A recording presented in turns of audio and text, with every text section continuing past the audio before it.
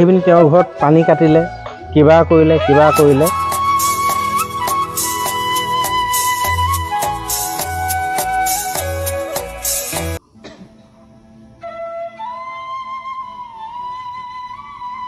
এজন পণ্ডিত আহিলে, যিজন পণ্ডিতে পালচাৰ 150 লৈ আহিছে।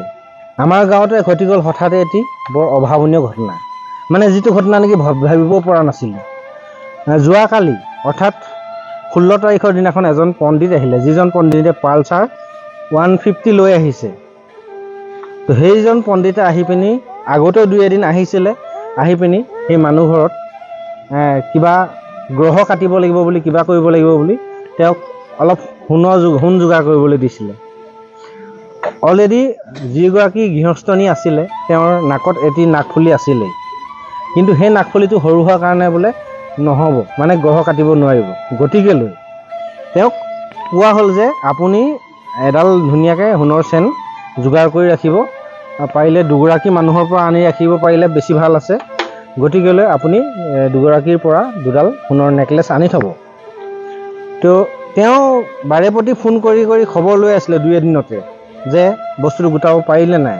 মেইন কথাটো হৈছে কি, যদি সেই মানুহ ঘৰত চেন 2ডাল আনি ৰাখিলে, চেন 2ডাল আনি ৰখাৰ পিছত তেওঁক খবৰ দিলে যে চেন 2ডাল আনি থোৱা হৈছে, বস্তুটো অলৰেডি যোগাৰ হৈ আছে, কিন্তু তেওঁ আহিলে পালচাৰ বাইক লৈ, আহি পিনি তেওঁৰ ঘৰত পানী কাটিলে, কিবা কৰিলে প্ৰায় 2-3 ঘণ্টাতকৈ ওপৰ সময় তেওঁৰ ঘৰত আছিলে।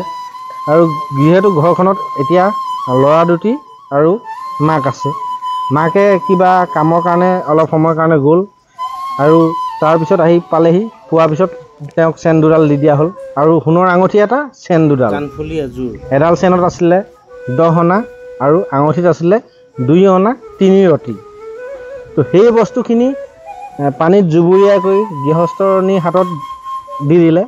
গৃহস্থনীৰ হাতত দি দিয়াৰ পিছত তেওঁ এটা ঠাইত ৰাখিলে, যিটো ঠাইত নেকি তেওঁৰ কাৰণে ভাল, যাতে নেহেৰায়। তো যোৱাকালি সেনেদৰে গ'ল, ৰাতি হোৱাৰ পিছত বৰষুণ দিলে, বৰষুণ দিয়াৰ পিছত তেওঁলোকে শুই গ'ল।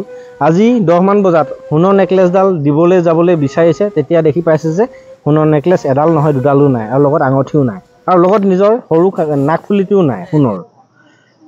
তেতিয়া ফোন কৰি য'ৰ পৰা আনিছিলে ক'লে যে বোলে সোণৰ চেনডাল দিবলৈ যাবলৈ ওলাইছিলোঁ, বিচাৰিয়ে পোৱা নাইচোন।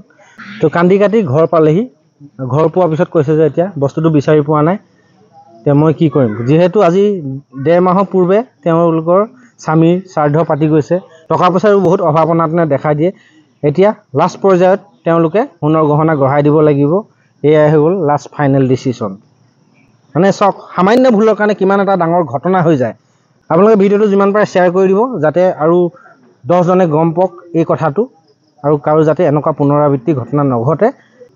সেইকাৰণে সকলো মানুহকে বিশ্বাস নকৰিব, বিশ্বাসত নল'ব, আৰু অন্ধবিশ্বাসৰ বলি নহ'ব।